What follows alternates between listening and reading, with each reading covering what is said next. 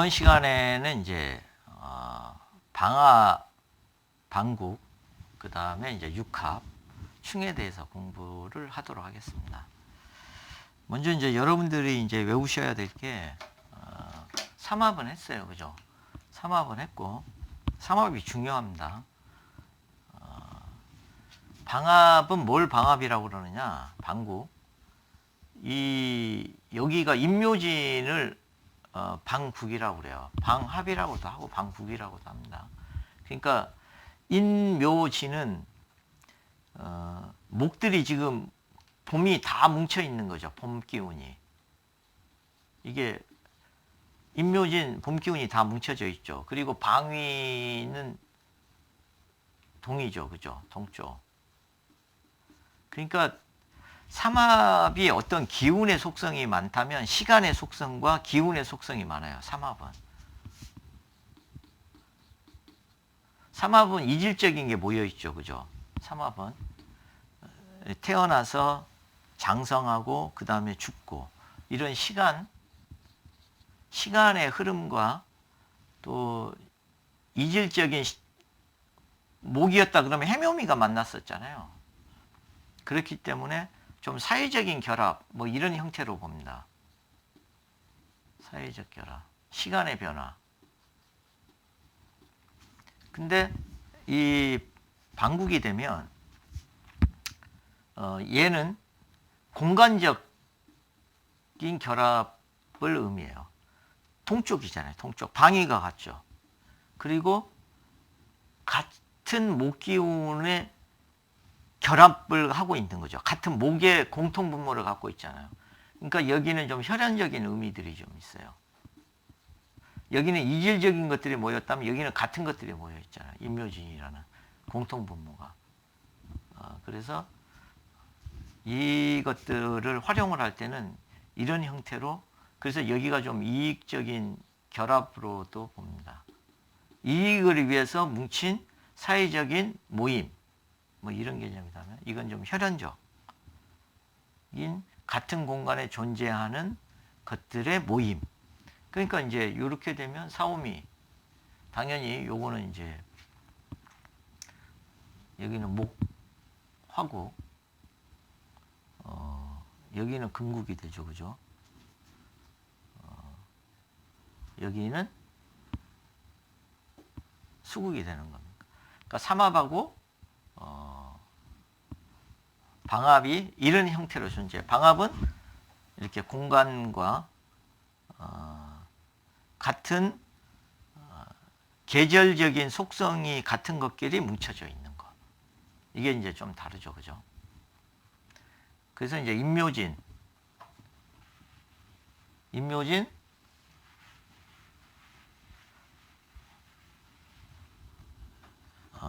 방국이라고 해요. 왜? 방위가 같은 데니까. 임묘진 방국.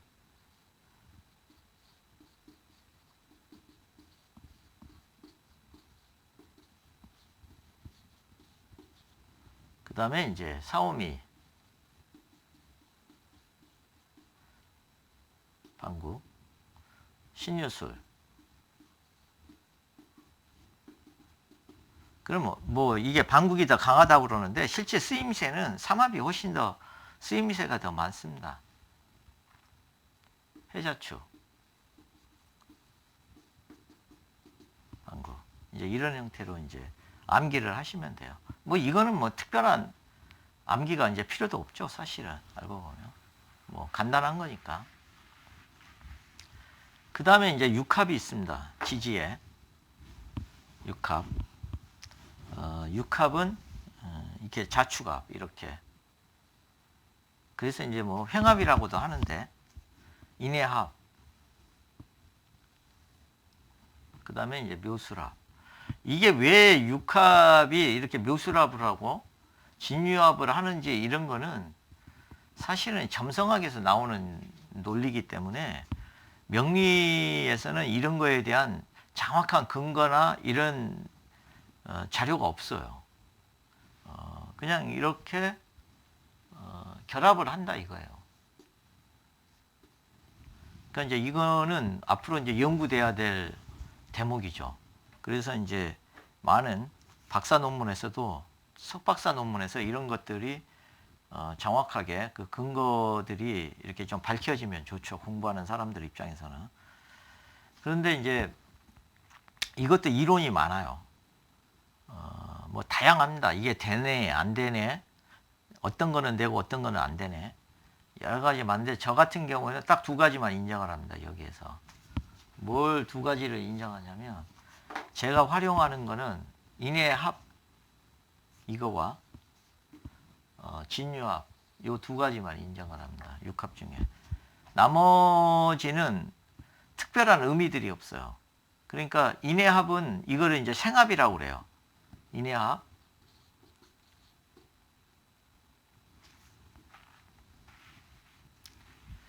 합 중에 인해합하고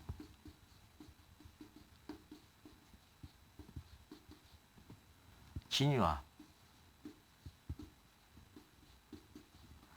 이거는 이제 수생목 관계죠. 그죠? 수생목. 그래서 이제 생합이라고 합니다. 서로 생하는 합이다 해서. 수생목. 진유합, 토생금이죠. 그죠? 요것도 이제 생합이 되는 거예요. 그래서 인해합, 목. 이것도 이제 거의 그 목국에 주네요. 진유합, 금. 그러니까 진유가 합해서 금의 속성이 강해지는 거고 인해 합을 해서 목 기운이 강해지는 거죠. 근데 묘와 술이 만나서 화를 만드는 어떤 기전이 없어요. 묘술합은. 묘술 합을 해서 화가 된다 했는데 이 속성을 찾을 길이 없어요. 자와 축이 만나서 어떻게 토가 되느냐? 그럼 이 토는 어떤 토냐? 이런 거를 정확하게 거론하기 힘듭니다. 오히려 해자축 방북에 가까운 거죠. 그리고 이제 이런 것들을 극합이라고 그래요. 이렇게 목극토의 관계니까 생합이 안 되죠. 극합. 이것도. 그 다음에 이제 사신. 그러니까 사신합 같은 경우는 합이냐, 형이냐. 그러면 형의 속성으로 읽어야 됩니다. 이게. 그렇기 때문에 합이라고 할 수가 없어요. 이제 형도 공부를 하는데, 그래서 이거는 형의 속성을 갖고 있는 거지 합의 속성을 갖고 있는 게 아니에요. 그래서 안정적인 합의 형태의 결합을 하고 있는 거는 이거밖에 없습니다. 인해합목, 진유합금. 그렇기 때문에 이거는 서로의 그 강한 실제 사주를 논할 때도 이거는 합으로서 기능도 하고 작용을 합니다. 근데 나머지는 묘술합 같은 경우에는 과연 묘술합이 돼서 이것들이 어떤 화의 기운을 돌출해낼 수 있고 합으로서의 확실한 작용력을 보여주느냐, 그건 약해요.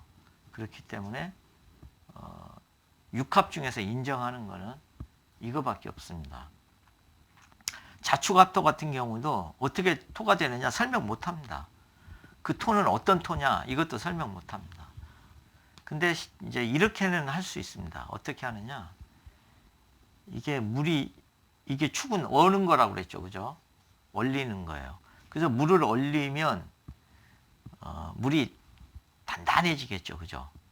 그렇기 때문에 저기 중국에선가 거기는 호수가 아주 엄청나게 넓은 호수가 얼었을 때 그거를 임대해 줬어요. 자동차 실험장으로. 그러니까 이제 얼음길을 어떻게 잘 달리나 이런 거 이제 그런 실험을 자동차 회사에서는 필요하잖아요. 그거를 이렇게 임대를 해줬다고 그래요. 그러니까 물이 얼면 땅의 기능을 할 수 있습니다. 물이 얼면. 그런 속성으로 읽을 수는 있지만 나무를 키우는 속성의 땅이 되지는 못하죠. 이거는. 그래서 이제 실제적으로 여기에서 우리가 활용할 수 있는 거는 인해합목하고 진유합 이거밖에 없습니다.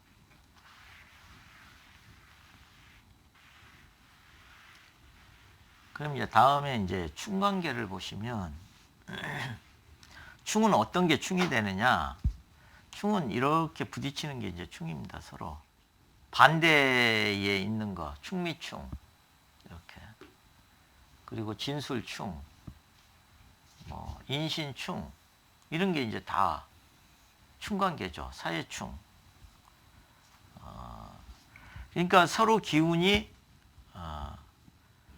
서로 양리 반대된 기운을 가졌죠. 그죠? 반대된 기운. 그 반대된 기운끼리 만났기 때문에 부정적으로 쓰일 때는 서로 부딪힙니다. 이렇게 합쳐지지가 않죠.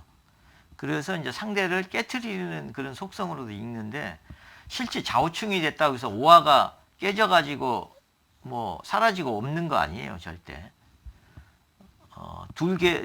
이것들은 이렇게 왕지들은 자기 기운을 그렇게 쉽게 잃지를 않습니다. 좌우묘유는. 자기 색깔들을 잘 간직하고 있어요. 그래서 좌우충이 되면 자수에 있어 오화가 잠시 물러나는 속성은 갖고 있어도 이렇게 오화가 완전히 깨져가지고 이제 자수밖에 안 남아있고 이런 형태로 이해를 하시면 안 돼요. 단지 좌우충을 만나면 오화가 안정적으로 밝음을 유지하는데 장애가 있고 어려움은 있을 수 있다. 이렇게 이해를 하시면 되고, 또 하나는 얘가 잠자는 오화를 깨울 수도 있어요. 그래서 그럴 때는 요거를 오화를 발동시키기도 합니다. 발동. 그러니까 발동시키는지 아니면 오화를 위축시키는지를 이해를 해야죠. 그래서 오화를 발동시키는 형태가 되면 오히려 오가 발전적으로 쓰이는 게 됩니다. 묘유충도 마찬가지예요. 유를 입으로 본다고 그랬죠. 그죠? 묘유충이 돼서 입이 깨질 수도 있고, 오히려 묘가 와서 입을 강하게 발동시킬 수도 있어요. 이제 그런 거를 읽는 게 프로죠. 어떤 게 발동이고 어떤 게 깨지는 거냐. 근데 충이라는 거는 대개 기초 공부를 하신 분들은 충을 굉장히 무섭게 보고 부정적인 요소로만 봅니다. 또 대부분의 시중의 책이나 가르치는 분들이 다 그렇게 이야기를 하죠. 충이 돼서 못 쓴다, 깨졌다, 뭐 비었다 이런 형태로 이야기를 하는데 절대 그렇지 않습니다. 고수일수록 충의 긍정적인 변화를 읽어낼 수 있어요. 그러니까 자는 오를 발동시키는 요인도 되는 거죠. 밀어내는 거예요. 깨우는 거예요. 이게 자수가 오화를 깨우러 가가지고 둘이 껴안고 다시 침대에서 자버리면 아무 의미가 없잖아요. 그죠?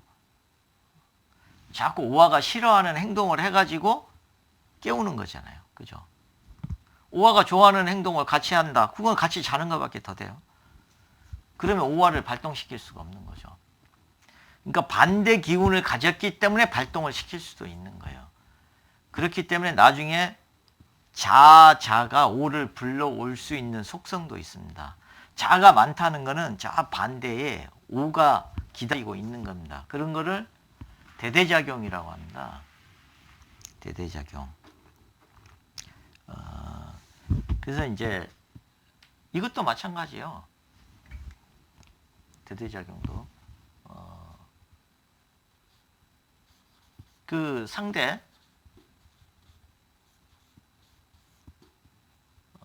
이거는 이제 기다릴 때를 써서 대대작용입니다.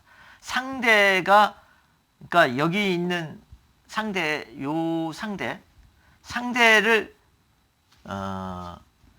기다리고 있는 거죠. 반대되어 있는 그 상대로 인해서 내가 발동할 수 있는 요소가 있다는 거죠. 내 변화를, 그래서 얘가 얘를 불러올 수 있는 거예요. 이 대대작용에 의해서. 그래서 충은 좌우충, 반대되는 것만 이렇게 보시면 금방 외울 수는 있습니다. 그렇지만 이런 충들이 서로를 발전시키는 중요한 원동력이 될 수 있다는 것도 이제 공부를 하셔야 됩니다. 앞으로 이거의 쓰임새는 뭐 다양하게 거론이 될 겁니다. 이것으로 이제 합하고 방국, 육합, 충에 대해서 간단하게 살펴봤습니다.